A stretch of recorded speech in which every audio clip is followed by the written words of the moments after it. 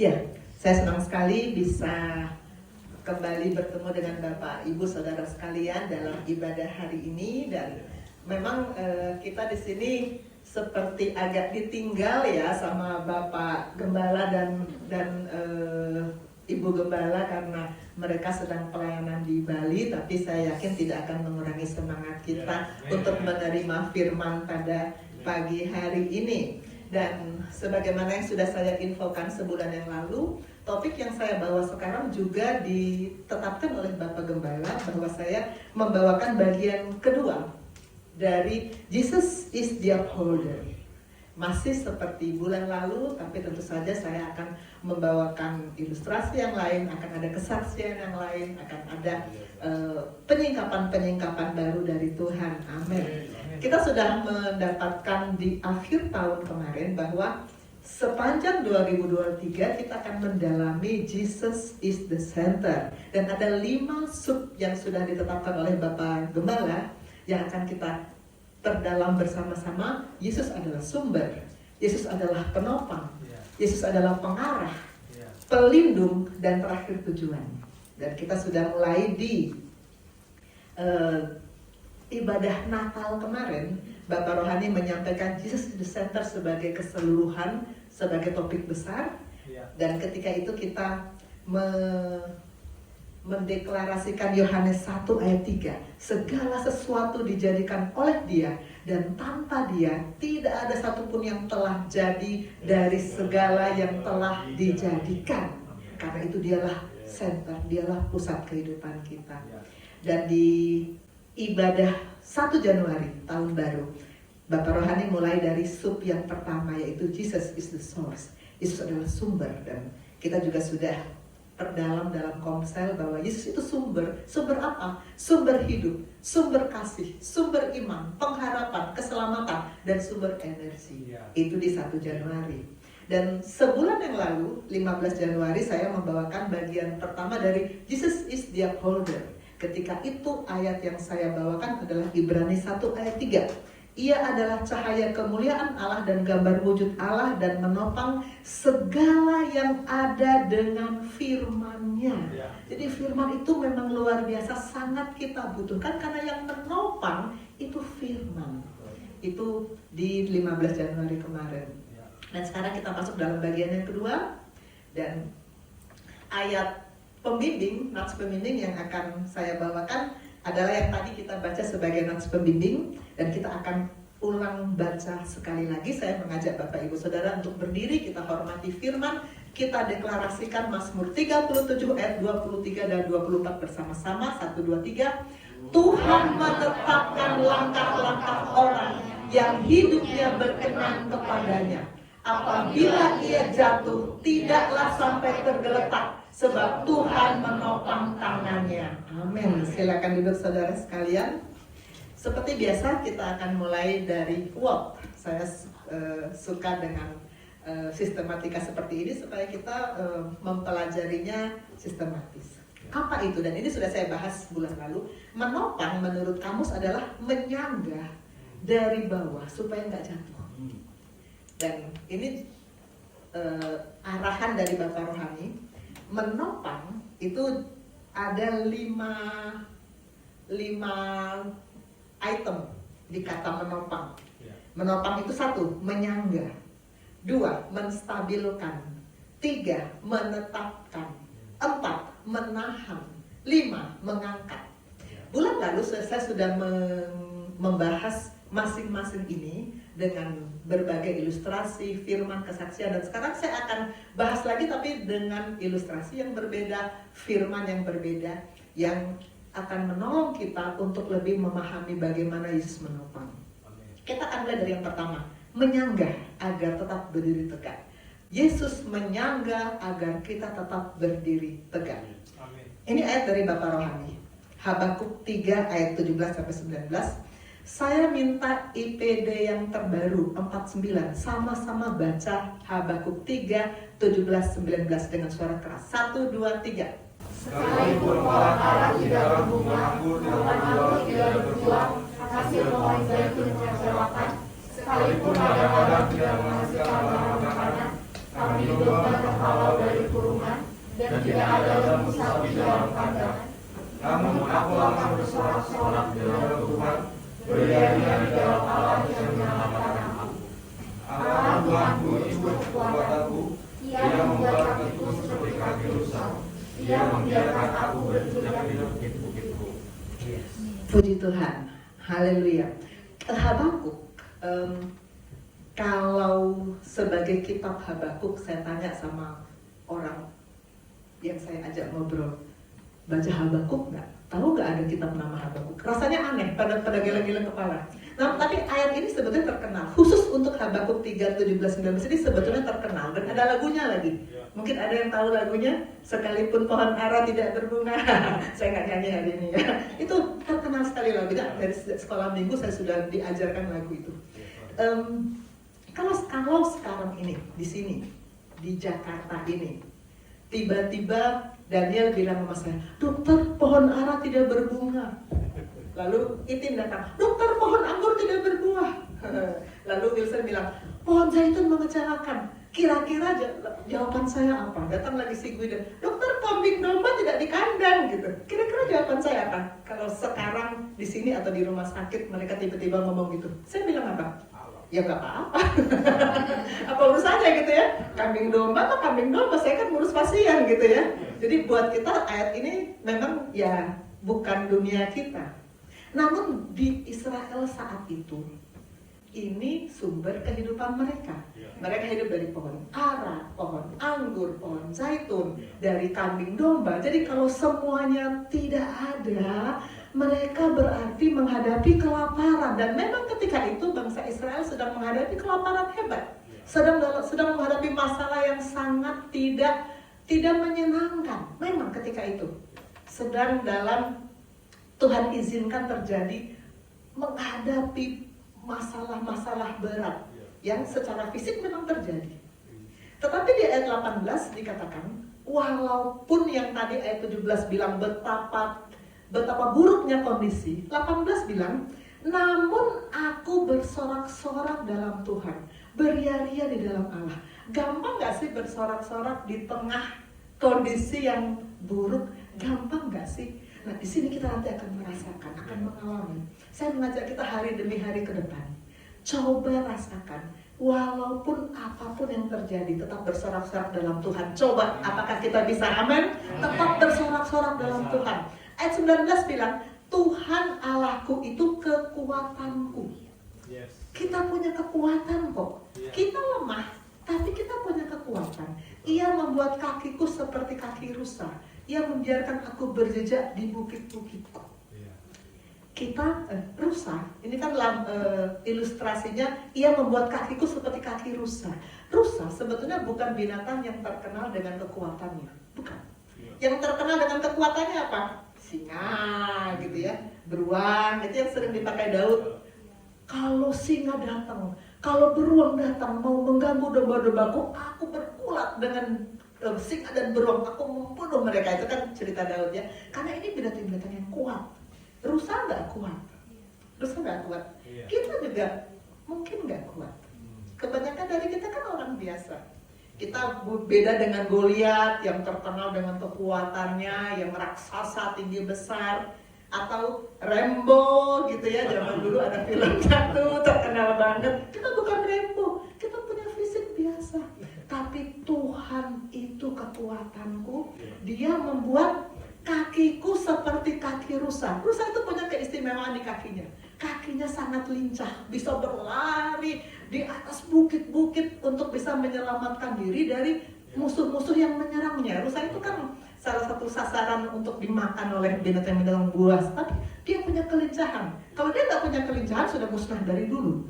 Tuhan memberikan kita kelebihan yang kita seringkali nggak sadari, yang menyanggupkan kita untuk bisa melewati masalah apapun. Itulah fungsi dia, menyanggah.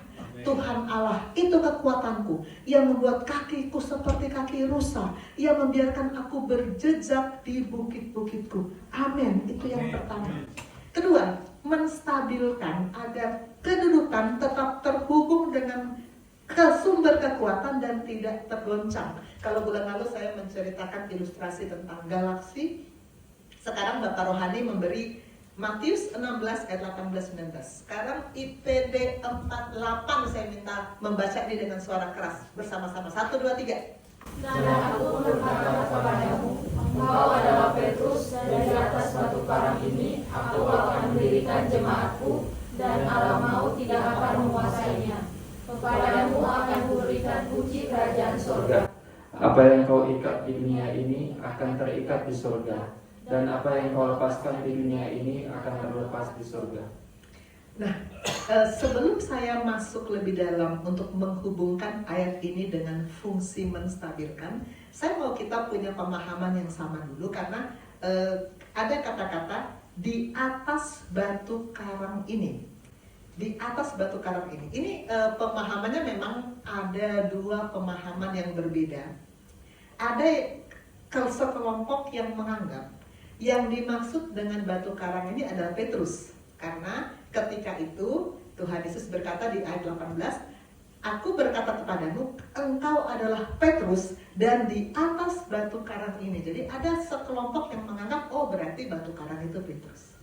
Namun ada pemahaman lain, karena di sebelumnya di ayat 16 Yesus berkata, maka jawab Simon Petrus, engkau adalah Mesias, anak Allah yang hidup. Baru Yesus bilang, di atas batu karang ini. Batu karang yang dimaksud di sini adalah pernyataan Petrus bahwa engkau Mesias, anak Allah yang hidup. Nah, ada dua pemahaman yang kita anut. Yang mana? Bapak Rohani sudah pernah mengarahkan ini. Yang kita anut adalah pemahaman yang kedua, yang ini. Jadi kita diajar oleh, kita ini kan punya Bapak Rohani, mengajar kita bahwa pemahaman ini yang kita ambil.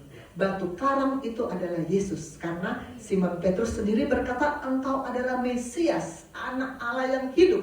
Maka di atas batu karang yang teguh itulah batu karang kita. Selama kita berada di atas batu karang, dasar kita adalah Yesus. Kita tidak tergoncang. Perjanjian baru dengan sangat jelas mengatakan bahwa Kristus adalah dasar gereja. 1 Korintus 3 ayat 11, saya taruh ayatnya di sini. Tidak ada seorang pun yang dapat meletakkan dasar lain dari dasar yang telah diletakkan, yaitu Yesus Kristus. Maka kalau kita berada di atas batu karang yang adalah Yesus Kristus, kita akan bisa hidup tidak tergoncang. Tidak tergoncang, karena dia menopang. Apapun badai di sekitar kita boleh terjadi, tapi kita tidak tergoncang. Kedudukan kita terhubung dengan sumber kekuatan, yaitu Yesus Kristus, yang tidak akan tergoncang. Amin. Itu yang kedua. Ketiga, menetapkan, menguatkan agar berada pada posisi yang seharusnya. Ini ayat dari Bapak Rohani untuk topik menetapkan. Ibrani 1 ayat 3 yang bulan lalu kita jadikan nats pembimbing. Ia adalah cahaya kemuliaan Allah, gambar wujud Allah, menopang segala yang ada dengan firman-Nya. Karena itu untuk mencari dan mendapatkan firman tiap-tiap hari itu sangat penting. Tadi di awal doa pembukaan tadi Pastor Jerry bilang, firman itu yang kemudian akan membangun iman kita, dan iman itu yang kemudian membangun hidup roh kita. Sangat penting untuk tiap-tiap hari mencari firman. Firman itu yang menopang. Ini gambar saya keluarkan minggu lalu ya. Ini kalau ada mobil mau mengangkut barang, kalau begini aja langsung jalan, apa yang terjadi? Jatuh barang-barangnya. Tapi kalau ada yang mengeset, menetapkan, menfiksasi, maka mobil boleh berjalan, barang tetap pada posisi yang seharusnya. Itulah firman, membuat kita tetap berada pada posisi yang seharusnya. Untuk IPD 4849, ingat modul Pastorio kemarin, posisi yang mulia. Di mana posisi yang mulia? Apa posisi yang seharusnya? Kita di dalam firman, firman di dalam kita. Itulah posisi yang seharusnya. Amin.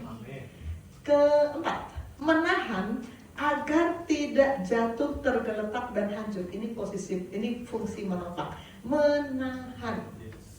Ini kemarin hari Jumat kami pelayanan ke pasien. Saya mengajak IPD 49, sebagian ada yang bersama-sama dengan saya sampaikan firman. Sesudah kita selesai pelayanan, tiba-tiba ada satu ibu yang kita tidak masukkan di list memang. Karena jumlah koasnya saya samakan dengan jumlah pasien ya. Tiba-tiba dia bilang, saya juga mau dilayani. Maka saya datang ke ibu ini dan saya langsung bawakan Mazmur 37 ayat 23 24 karena saya memang sedang merenungkan ayat ini untuk sharing hari ini kan. Saya bilang begini, Ibu, Tuhan menetapkan langkah-langkah orang yang hidupnya berkenan kepadanya. Apabila ia jatuh, tidak sampai tergeletak. Ibu sakit, dia lagi menggigil karena penyakitnya. Ibu sakit, tapi ibu tidak sampai tergeletak. Ibu sedang dalam keadaan ibu sedang jatuh, oke. Tapi ibu tidak sampai tergeletak karena Tuhan menopang tangan ibu. Tapi apakah ini akan terjadi tanpa syarat? Ada syaratnya. Yang di atas Tuhan menetapkan langkah-langkah orang yang hidupnya berkenan. Maka saya katakan kepada dia, kalau ibu mau berkenan kepada Tuhan, langkah pertama, terima Yesus. Saya langsung tantang dia terima Yesus. Puji Tuhan, dia mau terima Yesus. Dia mengucapkan kata demi kata yang saya sampaikan untuk Tuhan, aku membuka pintu hatiku, aku terima Engkau sebagai juru selamat. Dia bilang gini, dokter, tadinya sebelum dokter datang, saya lagi bermusuhan dengan Tuhan. Saya lagi gak mau berdoa, gak mau ke gereja, gak mau baca Alkitab. Aduh, bermusuhan dengan Tuhan, luar biasa. Tapi sesudah kita sampaikan firman, puji Tuhan, dia terbuka.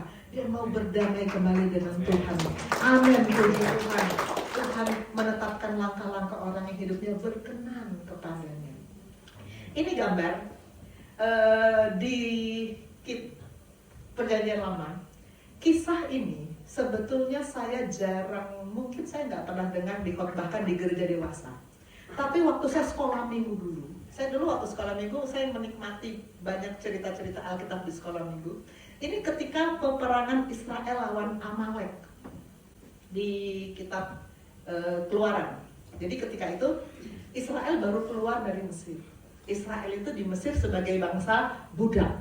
Kerjaan mereka di Mesir apa? Bikin batu bata, bikin macam-macam tanah liat yang diperintahkan. Sama sekali tidak pernah dilatih untuk berperang. Gak bisa apa-apa Israel. Keluar dari Mesir sebagai orang bodoh. Sedangkan Amalek bangsa pengembara yang sudah biasa berperang. Maka kalau Amalek datang mau menyerang Israel, di atas kertas, Israel kalah. Musa naik ke atas, di lembah di bawah ada peperangan, Musa naik ke atas. Tuhan bilang ke dia, angkat tongkatmu. Selama tongkat diangkat, Israel maju mengalahkan Amalek. Begitu tongkat kan Musa ada capeknya, tongkat turun, balik Amalek yang mengalahkan Israel. Keluaran 17 ayat 11. Dan terjadilah apabila Musa mengangkat tangannya, lebih kuatlah Israel. Apabila ia menurunkan tangannya, lebih kuatlah Amalek. Lalu bagaimana jalan keluarnya? Datanglah dua orang, Harun dan Hur. Harun dan Hur ini pendamping Musa ketika naik ke atas. Maka penatlah tangan Musa, sebab itu mereka mengambil sebuah batu, mereka tuh Harun dan Hur, diletakkan di bawahnya supaya ia duduk di atasnya. Jadi Musa nggak berdiri lagi tapi duduk. Harun dan Hur menopang kedua belah tangannya, seorang di sisi yang satu dan seorang di sisi yang lain, sehingga tangannya tidak bergerak sampai matahari terbenam. Demikianlah Yosua mengalahkan Amalek dan rakyatnya dengan mata pedang. Ini kisah sangat berkesan sama saya, walaupun saya dengarnya waktu sekolah minggu, sudah sekian lama yang lalu. Tapi saya terus ingat ini, karena saya membayangkan ini ada dua alam yang berbeda. Di alam nyata memang ada perang, darah dan daging sedang berperang, betul, ada peperangan. Tapi di alam roh juga ada peperangan. Selama Tuhan menopang kita, kita pasti menang walaupun di atas kertas kita kalah. Itu penopangan Tuhan. Selama Tuhan menopang kita, selama Tuhan menopang kita di alam roh, ada topangan Tuhan. Di alam nyata kita akan menang melawan apapun masalah yang kita hadapi, karena kita punya Tuhan yang besar. Kita sepakat dengan firman-Nya. Amin. Saya panggil Daniel. Daniel ini IPD 45. Betul ya? IPD 45. Dia sudah menyelesaikan kepaniteraan di Lampung, dan puji Tuhan sekarang kembali sudah di Jakarta, dan saya tahu kerinduan Daniel untuk kembali bersama-sama dengan kita di Gesim, dan dia punya pengalaman kesaksian yang mau bagikan bagaimana dia ditopang oleh Tuhan. Silakan Daniel. Shalom Bapak Ibu Saudara. Shalom. Shalom Pastor. Saya bilangnya juga Dr. Susan ini kayak mami saya. Segala sesuatu tuh puji dan syukur sekali. Mau bilang apa ya? Bukan karena belum menyiapkan sesuatu hal gitu, Bapak Ibu Saudara, tetapi karena saya melihat kemurahan Tuhan yang begitu luar biasa. Jadi kalau mau bilang pasti cuma ngomongnya wow gitu. Karena sampai saya bisa datang ke sini itu karena penyertaan Tuhan, ditopang Tuhan. Bahkan waktu saya lahir pun saya itu sebetulnya hampir dikatakan mau meninggal. Karena detak jantung saya sempat berhenti. Saya cuma diselamatkan oleh firman. Dan itu saya baru tahu ketika saya di Lampung dong. Jadi sampai saat ini apa ya, satu kemurahan Tuhan yang luar biasa.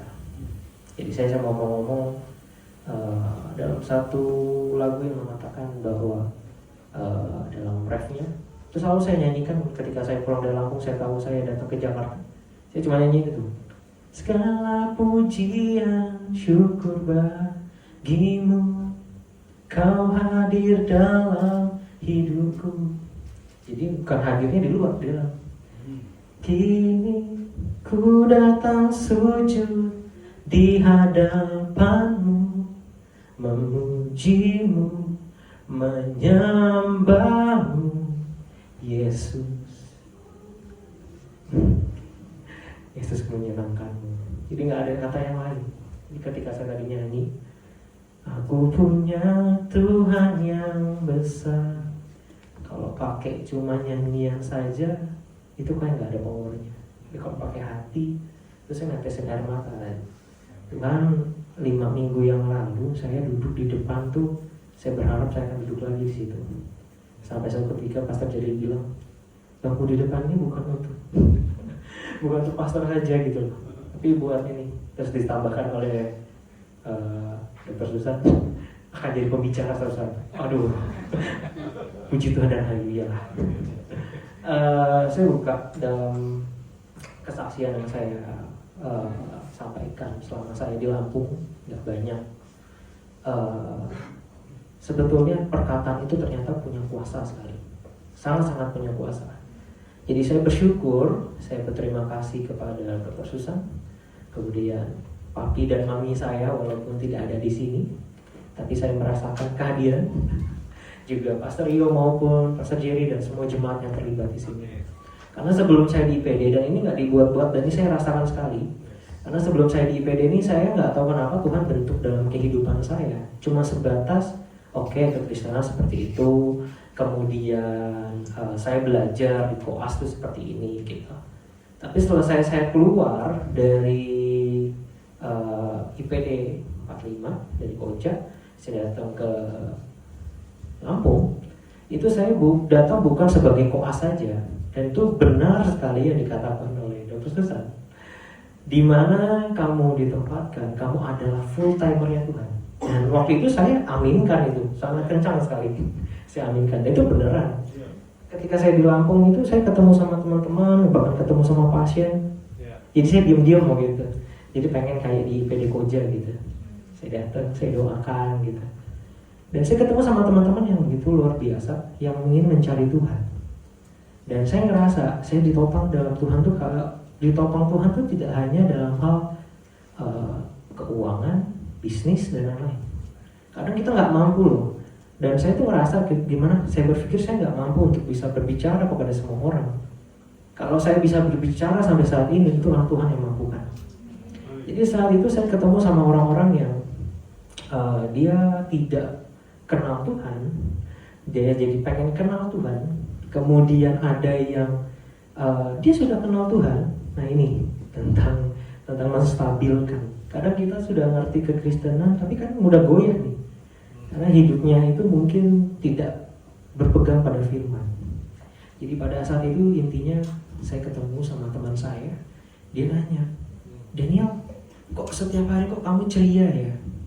Setiap hari kok kayaknya, saya suka bercanda orangnya, suka bercanda. Dan itu perkataan itu kok saya jadi kayak ingat waktu saya di Perikoja. Malah saya yang ngomongin waktu itu Dr. Susan, setiap hari kok ceria, malah saya diomongin saya ceria gitu. Saya nggak tahu, ya udah, saya ikutin aja. Saya tanya, dia nanya kenapa? Sampai-sampai saya itu, nah ini juga punya kuasa nih, makanya sampai sekarang saya masih buncit itu mungkin karena saya salah nih buat grup WhatsApp gitu. Jadi saya itu bikin grup WhatsApp karena kami itu di Lampung itu dalam satu kos yang sama, hampir semua kos itu adalah anak koas gitu. Saya buat grup karena saya pengen waktu itu mau ibadah bareng. Jadi ceritanya kita mau Natal, Pastor, tapi nggak tahu ke gereja mana. Jadi kita bikin layar tancap gitu, Pastor. Nonton streaming Geshim. Jadi seperti itu. Kemudian, nah sebelum itu kan kita ada tahun baru gitu-gitu. Nah kita buat. Jadi saya buat grup WhatsApp itu sampai sekarang masih ada koas buncit. Nah gitu. Saya bikin koas buncit. Jadi beneran buncit sampai sekarang gitu. Jadi nggak pernah kurus gitu. Jadi setiap hari, nggak setiap hari sih, hampir setiap hari saya suka masak soto, terus masak waktu itu Daniel, saya punya cumi ini, dibikin apa? Oke, dimasak tinta hitam seperti itu. Jadi kalau sudah saya masak, saya langsung panggil teman-teman di grup. Kalau satu turun nggak turun, saya teleponin biasanya. Makanan udah jadi nih, ayo turun semuanya.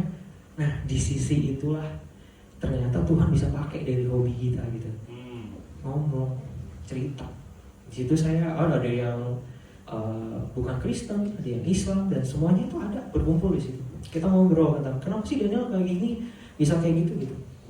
Nah saya cuman waktu itu yang tidak kenal Tuhan, saya ambil HP-nya karena kalau nggak pakai action langsung tuh kayaknya nggak seru gitu. Saya downloadin Alkitab, Pastor. Saya downloadin Alkitab, saya buka itu di Alkitabnya tuh yang di Yohanes 14 ayat 6. Saya suruh baca. Saya cuma bilang gini, dikatakan, aku adalah jalan, kebenaran dan hidup. Jadi kalau saya setiap hari ini mungkin kelihatannya senang dan suka bercanda, karena saya pagi hari itu saya cuma mau carinya firman. Karena kalau kita baru bangun tidur, bukanya HP yang dimasukinnya mungkin isu-isu dan lain-lain, hidup saya ini kayaknya mudah goyah gitu. Kalau saya hidupnya pertama kali saya masukin firman, yang saya keluarkan dalam kehidupan saya diawali adalah firman. Jadi nggak mudah untuk baper, mungkin seperti itu. Nah, saya bilang waktu itu, kalau kamu mau ngerti tentang kebenaran, cari Tuhan, firman. Terus kalau kamu mau cari hidup yang benar, cari Tuhan. Terus dikatakan juga, kamu mau cari kebenaran gitu ya. Kamu mau cari kebenaran. Jadi kalau misalkan kamu nggak mau jadi orang yang gampang dibohongin, cari kebenaran itu. Dari mana? Tuhan. Jadi hampir setiap hari itu pagi, itu di grup itu saya suka kirim. Jadi yang disampaikan oleh Dr. Susan, saya kirim tuh di grup. Nah, ya sampai juga sih saya juga punya grup yang sama juga, saya juga undang Pastor Rio gitu. Sampai sekarang masih ada. Jadi kalau Pastor Rio ada prema atau apa, atau dari Pastor Jerry, saya kirim ke grup badminton saya. Jadi badminton tuh punya grup, yaitu grup komsel kita bilang. Cuman kita lagi mencari waktu yang pas untuk kita bisa bikin Zoom bareng. Jadi singkat cerita, dalam kehidupan saya selama saya di Lampung ini, saya nggak tahu gimana Tuhan itu membentuk dalam kehidupan saya ini untuk saya untuk selalu terhubung bersama Tuhan. Karena kalau saya nggak terhubung, saya jatuh, saya nggak tahu mau kemana. Kayak ibaratkan lampu, itu kan butuh saklar, butuh kabel yang panjang, terus dicolok.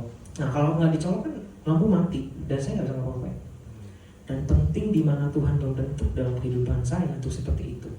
Dan pemahaman suatu identitas suatu umat itu juga penting, yang disampaikan oleh Pastor Jerry waktu itu, bagaimana menjadi umat yang baik, menjadi hamba yang baik.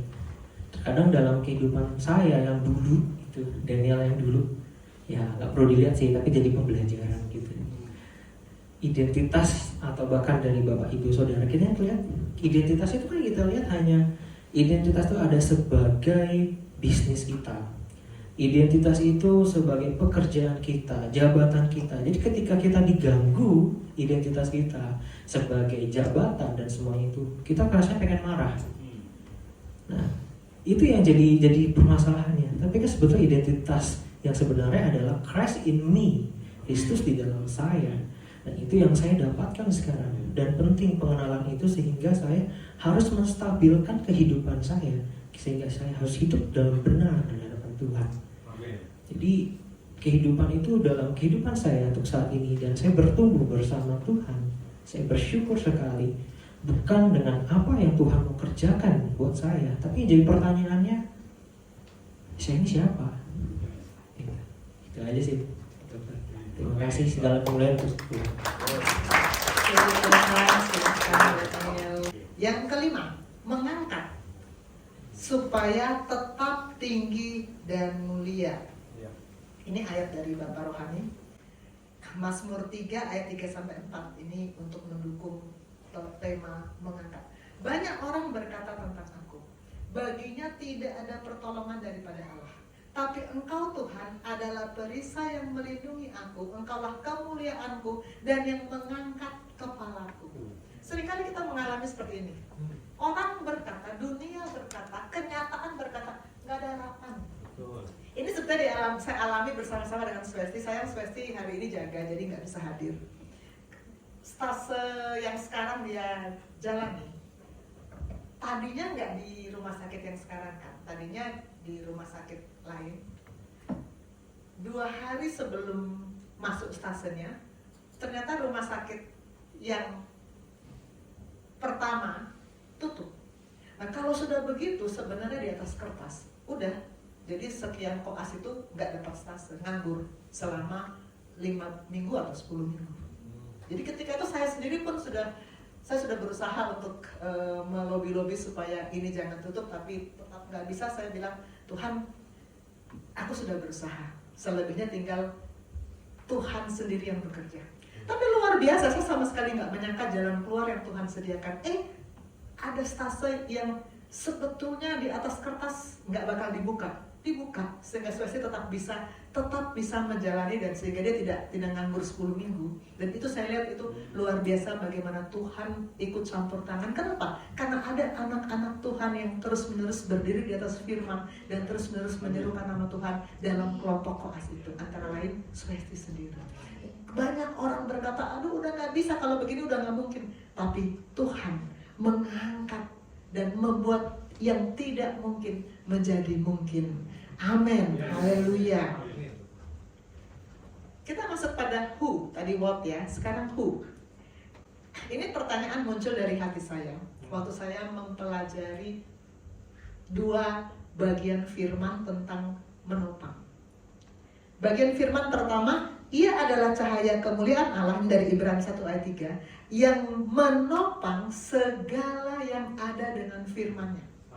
Sedangkan bagian yang tadi kita baca di Nats Pembimbing, Tuhan menetapkan langkah-langkah orang yang hidupnya berkenan kepadanya. Berarti ada 2, saya tanya ke Bapak Rohani, saya tanya ke Pak Yosef, Bapak sebetulnya Tuhan menopang yang mana? Apakah semua Tuhan topang? Atau hanya yang hidupnya berkenan kepadanya yang Tuhan topang?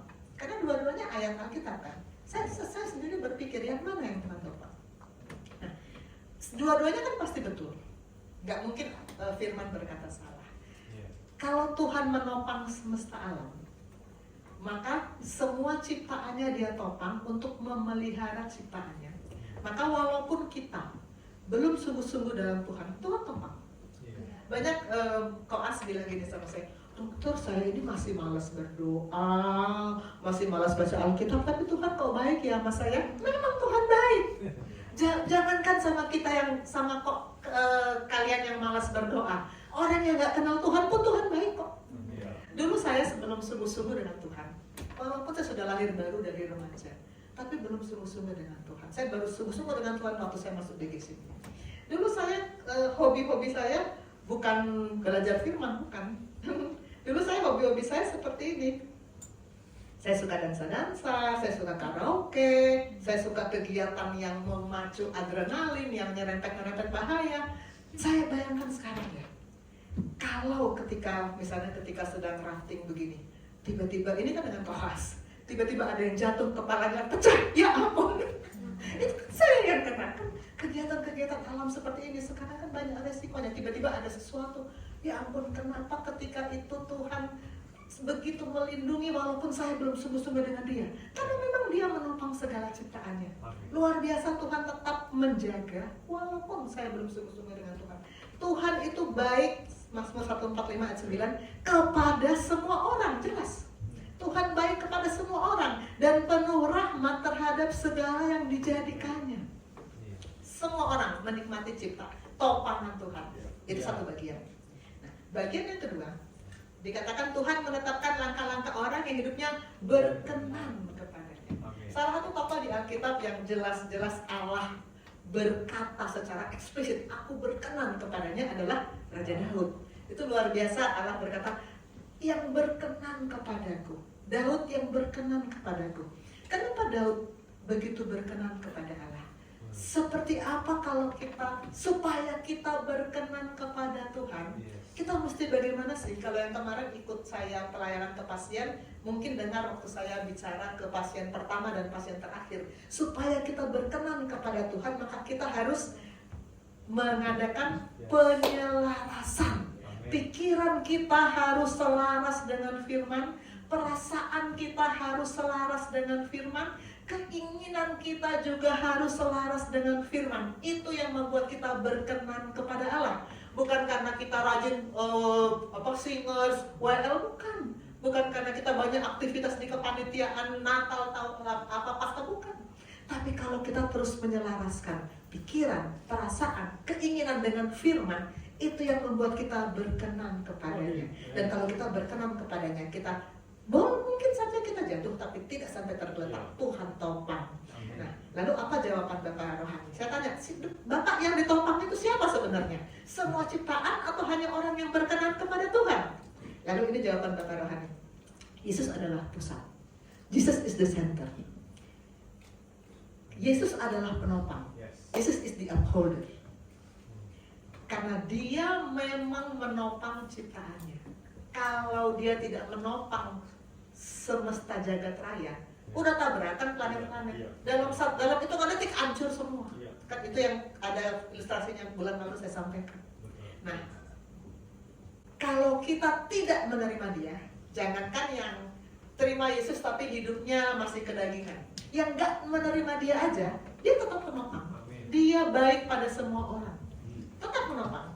Tapi kalau kita terima Dia, maka Dia menjadi pusat yang menopang hidup kita.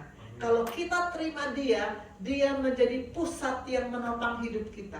Dan kalau Dia menjadi pusat yang menopang hidup kita, kita akan mendapatkan hidup yang Zoe. Anak-anak 849 kan sudah mendapat modul pastoral yang pertama, hidup yang mulia, hidup yang Zoe, itu kita dapatkan. Kita tidak lagi hidup jatuh bangun, tidak lagi hidup naik turun, tidak lagi hidup maju mundur. Kita hidup Zoe, hidup yang mulia.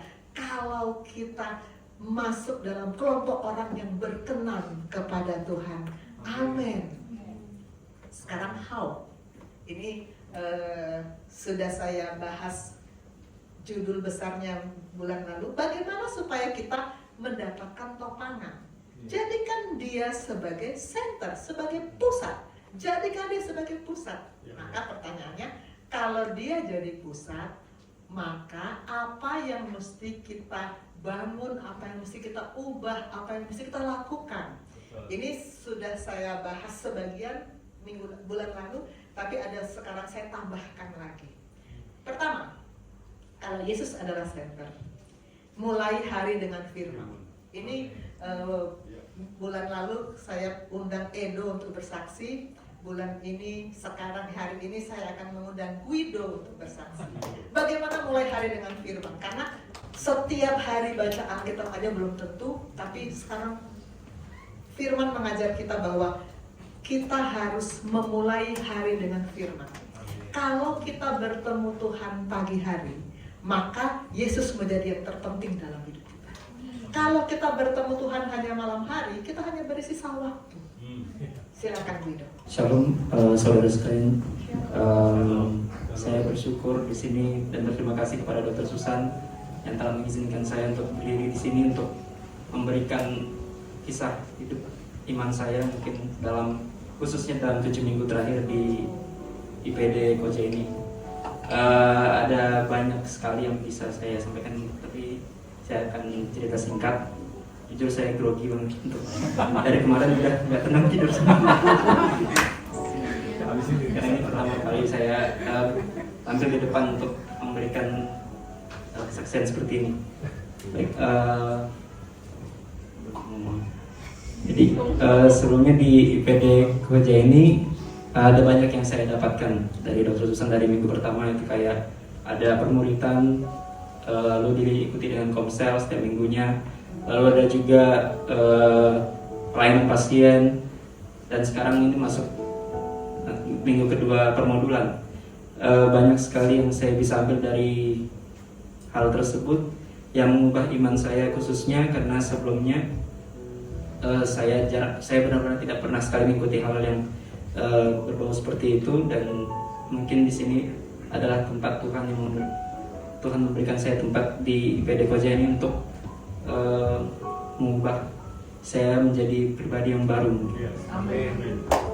Dan khususnya juga setiap paginya juga saya mendapatkan renungan dari Dr. Susan yang membagikan tiap pagi di grup Indrokris.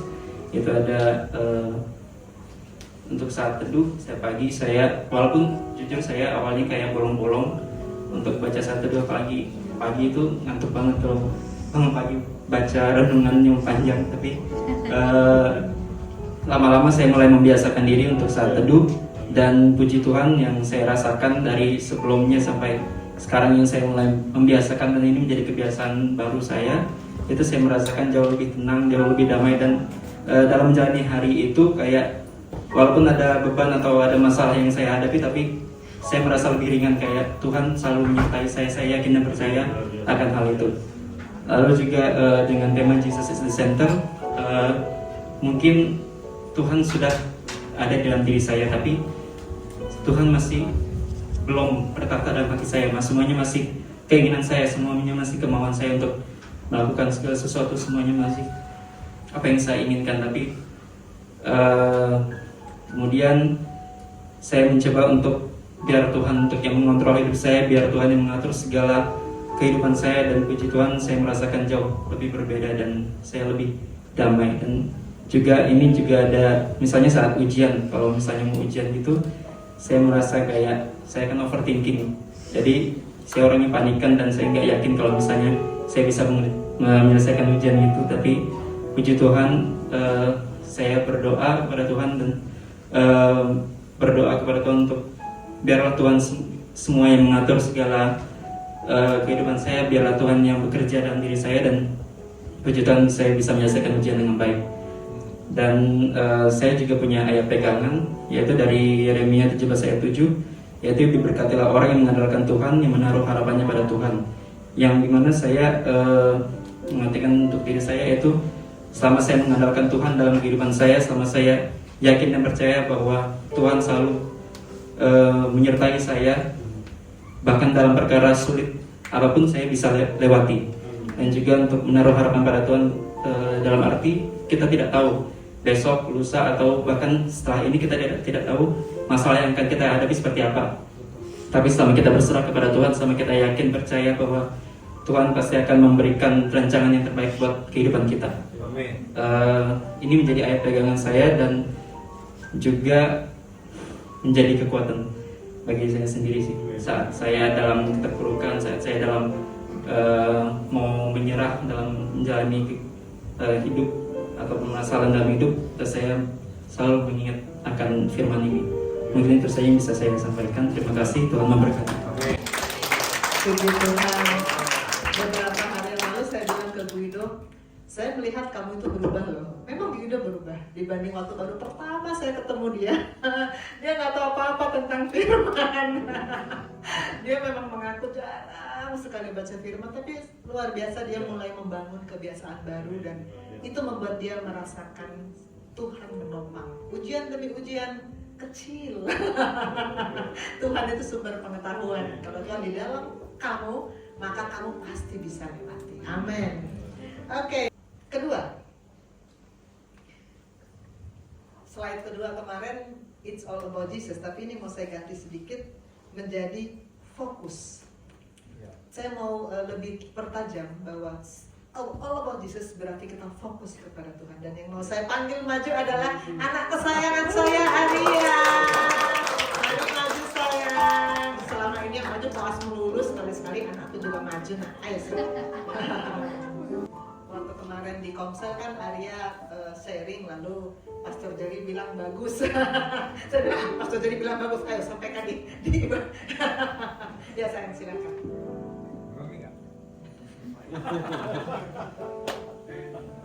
Selamat pagi semuanya. Pagi. Sedikit yang mau saya sharing mengenai fokus ya. Jadi kalau dalam kehidupan saya untuk menerapkan fokus sebenarnya agak sulit karena saya waktu masih sekolah itu guru selalu bilang susah fokus gitu. Dan pelan-pelan saya terus mengubah itu dari mulai ya cara-cara yang kecil, dari mulai lebih fokus kepada Tuhan, kayak misalnya saat teduh. Dulu saya saat teduh itu nggak pernah gitu, kayak mungkin selalu disuruh kayak ini ada buku iman ke iman, baca gitu. Kayak cuma ya udah saya ambil tapi nggak diapa-apain gitu. Nah terus mulai ada satu hari tiba-tiba ditanya udah renungan belum, saya bilang udah. Tapi ya dulu renungan saya itu cuma sebatas yang penting saya nyebutin firman aja gitu di hati udah. Terus tapi ya lama-kelamaan kok penting juga satu ya. Akhirnya saya mulai semenjak saya sekarang tinggal sendiri ya, saya udah mulai menerapkan saat teduh. Jadi setiap pagi sebelum berangkat ya bangunnya setengah jam lah sebelum berangkat itu untuk saat teduh. Terus itu kadang juga kalau misalnya udah mau terlambat ya paling kalau udah nggak sempat saya istilahnya nyebutin ya satu firman lah untuk menopang hari itu. Dan puji Tuhan kalau misalnya udah nyebutin firman ya pasti hari-hari pasti lancar. Terus juga fokus yang saya juga terapin itu karena belakangan ini puji Tuhan sudah mulai melayani juga ya. Dan fokus yang saya terapin itu misalnya kalau saya melayani sebagai misalnya menerima tamu gitu ya, jangan hanya melihat tugasnya aja tapi lihat juga fungsi itu sebagai apa gitu. Terus juga fokusnya itu loh yang harus ditekanin, bukan cuma fokus kepada saya dan tamu tapi fokus juga kepada Tuhan, sehingga pasti tugas itu ditopang sama Tuhan gitu. Terima kasih.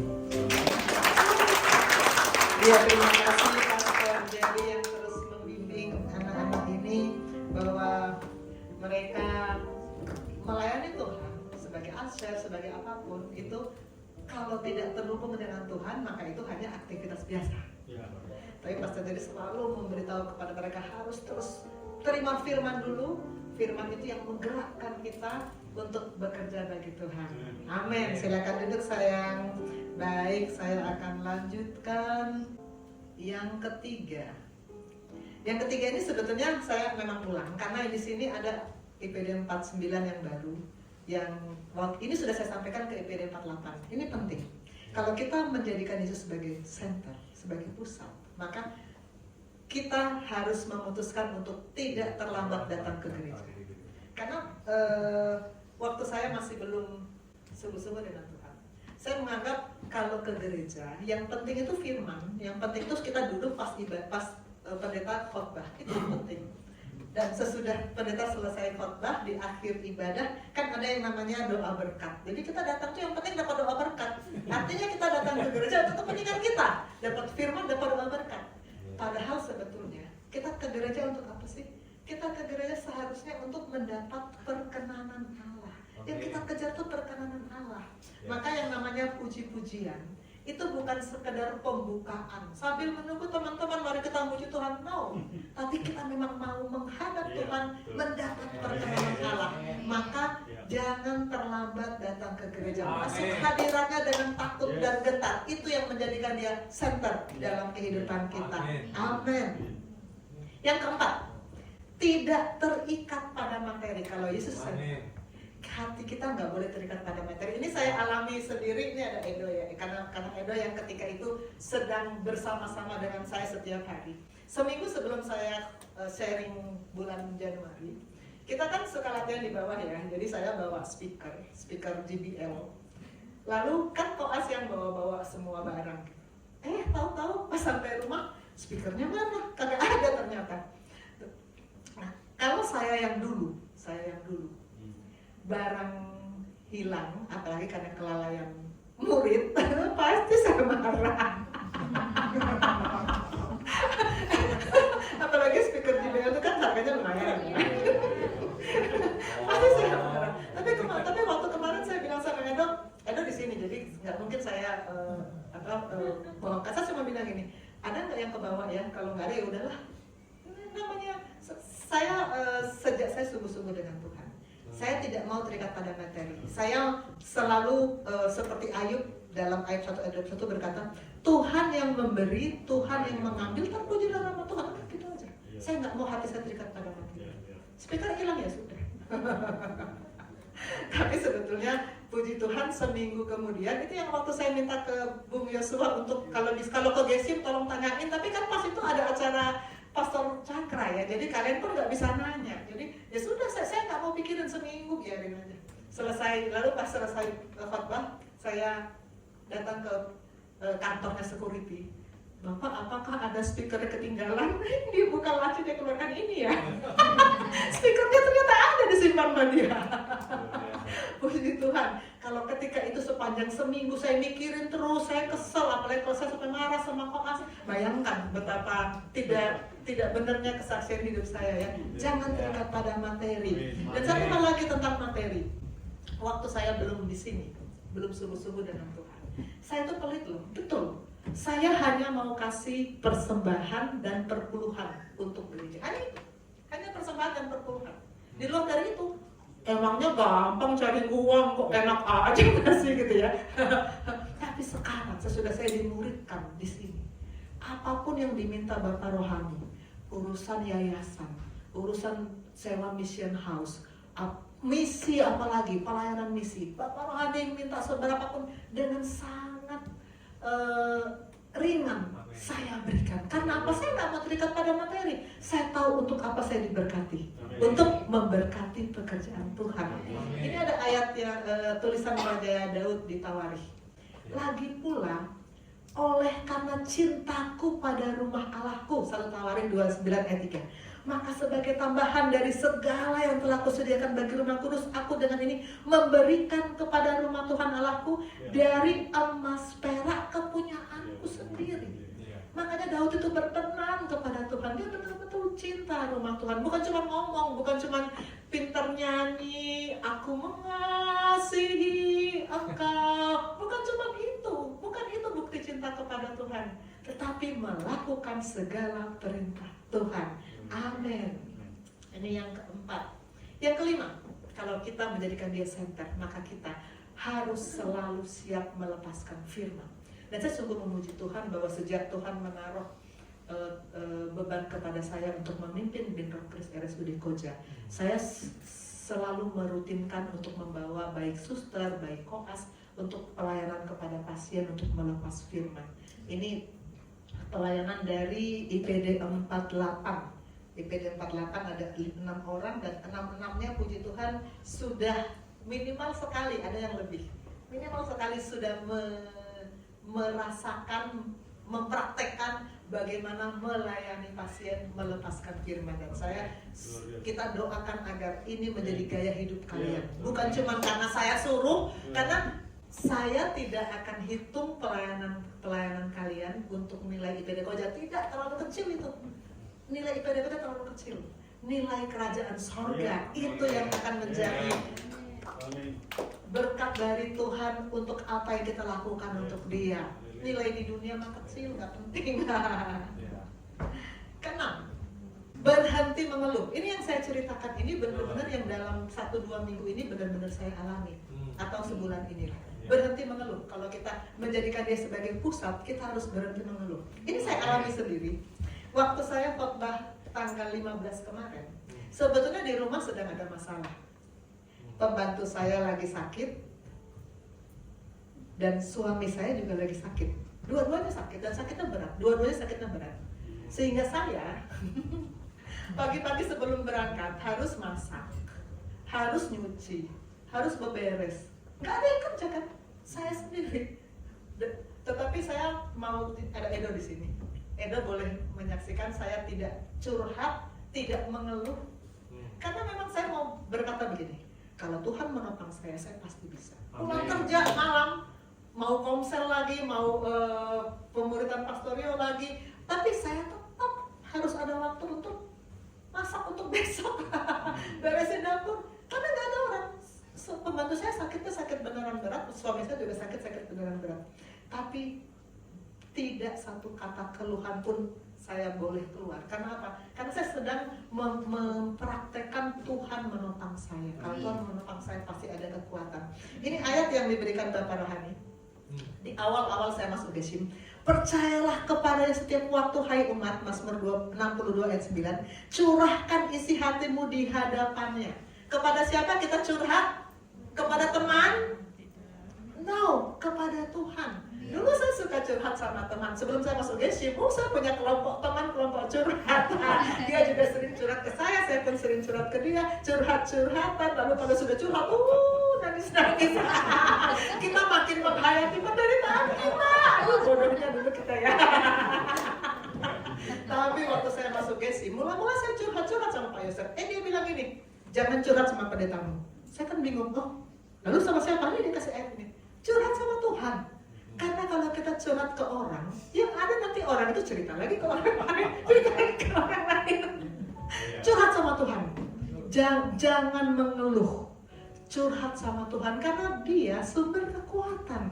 Dia yang menopang kita, maka kita pasti bisa tetap berjalan dengan tegak apapun yang terjadi. Amin. Dan yang ketujuh, kalau kita jadikan dia center, kita harus serius dengan Tuhan. Saya undang Ena maju. Ini Hosea 6 ayat 3. Ini salah satu ayat yang saya suka sejak dulu. Maju Ena. Marilah kita mengenal dan berusaha sungguh-sungguh mengenal Tuhan. Sungguh-sungguh dengan Tuhan. Karena saya katakan ya, saya ini terima Yesus sudah dari sejak remaja. Dan banyak koas yang cerita, saya sudah terima Yesus waktu CD, waktu KKR. Terima Yesus, belum tentu sungguh-sungguh dengan Tuhan. Dan Ena kemarin beri kesaksian pada saya bahwa mulai sekarang saya nggak mau main-main dengan Tuhan. Saya mau sungguh-sungguh dengan Tuhan. Saya mau serius dengan Tuhan. Saya bilang iya, Tuhan tuh nggak pernah main-main dengan kita. Bayangkan kalau Tuhan main-main dengan kita, habis kita binasa. Tuhan serius dengan kita, kita pun harus serius dengan Tuhan. Selamat hari Minggu semua, Shalom. Jadi perkenalkan, saya Celonai, saya dipanggil Dr. Susan sebagai Ena. Nah, di saat ini saya mau menceritakan sedikit pengalaman iman saya selama kurang lebih 7 minggu di IPD Koja. Dan pasti dari Bapak Ibu Saudara semua ada suatu saat kayak kalau kita udah bisa melakukan sesuatu, pasti kita akan lupa Tuhan. Dan itu benar-benar pada saya sendiri, karena di IPD Koja itu ada setiap minggu tuh ujian. Dan ada salah satu ujian, itu ujian minggu ketiga, itu ujian yang sangat tebal bagi saya sendiri. Karena 1 minggu itu saya benar-benar tidak bisa tidur pun cuma kayak gelisah, kemudian ada cemas juga. Kemudian juga takut kayak gak bisa untuk menyelesaikan ujian ini. Dan di situ saya masih bisa, saya cuma berdoa, saya teduh tapi cuma berdoa saja, tidak membaca firman. Dan itu membuat saya kayak masih merasa takut dan segala hal. Dan 1 minggu itu setiap malam pun saya video call dengan papa mama yang di Ambon. Dan itu setiap malam tuh kita selalu berdoa, kasih sharing dan segala hal. Dan pasti paling terakhir dari percakapan itu mereka bilang, Ena, jangan lupa bawa semua kekhawatiran Ena kepada Tuhan, karena Tuhan yang kasih Ena kepintaran, kasih Ena punya kemampuan, dan juga kasih Ena punya kekuatan untuk bisa menghadapi seluruh ujian di PDK itu. Cuman Ena sendiri aja kayak merasa, oh oke Pak, oke Ma, tapi tidak ada yang responnya lebih khusus ke arah situ. Dan 1 minggu itu benar-benar itu ada rasa cemas yang benar-benar sangat cemas, dan ujiannya itu hari Sabtu. Dan 2 hari sebelum ujian itu saya datang kepada Tuhan itu dengan sangat bertelut, sangat-sangat meminta ampun kepada Tuhan, karena saya pikir saya datang kepada Tuhan itu karena ada perlunya saja, bukan di setiap saat.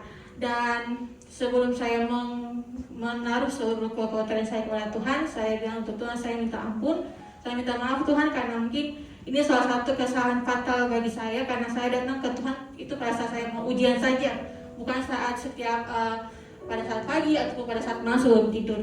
Dan ada satu ayat Alkitab yang saya dapatkan pada saat pelayanan firman dengan Dr. Susan, yaitu dari 1 Korintus 10 ayat 13, di mana berbunyi, pencobaan-pencobaan yang kamu alami ialah pencobaan-pencobaan biasa yang tidak melalui kekuatan manusia. Sebab Allah setia, dan karena itu Ia tidak akan membiarkan kamu dicobai melampaui kekuatanmu. Pada waktu kamu dicobai, Ia akan memberikan kepadamu jalan keluar sehingga kamu dapat menanggungnya. Tapi ada satu titik lagi, ya, karena ini pencobaan bukan dari Tuhan, tapi pencobaan itu diizinkan Tuhan supaya kita jadi membangun iman kepada Tuhan. Jadi saya juga mengambil dari Yakobus 1 ayat 13, yaitu apabila seorang dicobai, janganlah ia berkata pencobaan ini datang dari Allah, sebab Allah tidak dapat dicobai oleh yang jahat, dan Ia sendiri tidak mencobai siapapun. Jadi kesimpulan dari seluruh pengalaman iman saya saat ini, bahwa pencobaan yang Tuhan berikan itu bukan pencobaan yang Dia kasih untuk kita, tapi Dia izinkan kita untuk mendapatkan pencobaan itu karena Dia mau kita ini membangun iman kepercayaan pada Dia. Dan pencobaan yang dikasih itu tidak melalui kekuatan kita, melainkan Dia akan kasih sesuai dengan kemampuan kita sendiri, yang sudah Dia kasih pada kita dari sejak kecil sampai sekarang. Dan itu merupakan salah satu pengalaman saya sampai saat ini. Dan puji Tuhan, setiap kali ujian di minggu-minggu berikutnya saya benar-benar berserah pada Tuhan, dan saya tidak pernah takut kalau mau ujian. Dan puji Tuhan, itu akan saya tanamkan sampai selesai kelas nanti. Terima kasih. Puji Tuhan. Ya, kalau kita sungguh-sungguh dengan Tuhan, maka kita mencari Tuhan bukan hanya pas mau ujian. Karena bilang, ya kita cari Tuhan hanya kalau butuh. Itu main-main dengan Tuhan namanya. Tiap hari kita harus mulai hari dengan firman. Saya langsung masuk pada kesimpulan. Yesus itu penopang, dan supaya Dia menopang, jadikan Dia pusat hidup. Dan kalau Dia pusat hidup, maka 1, mulai hari dengan firman. Ini penting sekali, mulai hari dengan firman. 2, fokus kepada Tuhan. 3, tidak terlambat datang di gereja. 4, lepaskan firman. 5, tidak terikat pada materi. 6, berhenti mengeluh. Dan 7, serius dengan Tuhan. Amin. Mari kita berdoa. Bapa di surga, terima kasih firman-Mu sudah datang.